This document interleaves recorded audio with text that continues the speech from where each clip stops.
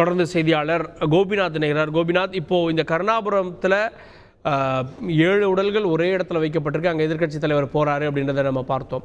தொடர்ந்து மற்ற பகுதிகளில் காலிலிருந்து நேரலையில் இணைஞ்சிங்க. இந்த பகுதிகளுக்கும் எதிர்க்கட்சி தலைவர் வர்றாரா? கருணாபுரம் பகுதியில் எத்தனை பேர் உயிரிழந்திருக்காங்க இதுவரை?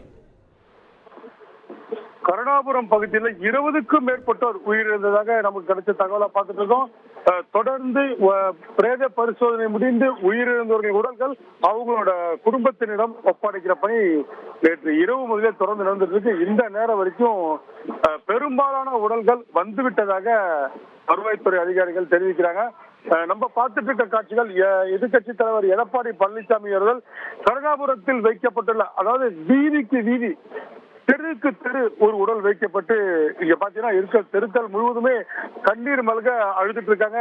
எடப்பாடி பழனிசாமி அவர்களுக்கு ஆறுதல் கூறி இறந்தவர்களின் உடலுக்கு மாலை அணிவித்து மரியாதை செலுத்திட்டு இருக்காரு. தொடர்ந்து எடப்பாடி பழனிசாமி அவர்களை பார்த்து உறவினர்கள் கதறி அழுகுறாங்க. எங்களுக்கு வேற வழி இல்ல, நாங்க குடும்பத்துல ஒருத்தரை இறந்துட்டோம் அப்படின்னு சொல்லி எழுவுறாங்க. தொடர்ந்து அவர்களுக்கு ஆறுதல் கூடியவாறு அடுத்தடுத்த வீடுகளில் வைக்கப்பட்டுள்ள உடல்களுக்கு எடப்பாடி பழனிசாமி அவர்கள் தொடர்ந்து மாலை அணிவித்து அஞ்சலி செலுத்திவிட்டு அடுத்தடுத்த வீடுகளுக்கு போறாங்க. தொடர்ந்து இதுவரைக்கும் 20க்கும் மேற்பட்டவர் இந்த பகுதியில் இறந்ததாகவும் உடல்கள் படிப்படியாக அடுத்தடுத்து உடல்கள் கொண்டு வரப்படும் எனவும் வருவாய்த்துறை அதிகாரிகள் தகவலை தெரிவிக்கிறாங்க. தொடர்ந்து எடப்பாடி பழனிசாமி அவர்கள் அஞ்சலி செலுத்துகிற காட்சி தான் பார்த்துட்டு இருக்கோம். எதிர்க்கட்சி தலைவர் கருணாபுரம் பகுதியில் ஒவ்வொரு வீதியிலும் ஒரு உயிரிழப்பு இருக்கிறது.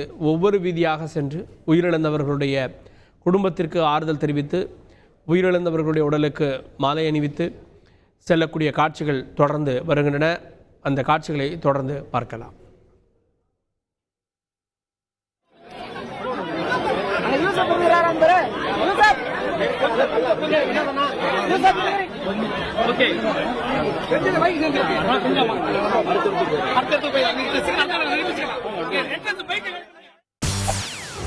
செய்திகளை உடனுக்குடன் தெரிந்து கொள்ள உடனே சப்ஸ்கிரைப் பண்ணுங்க.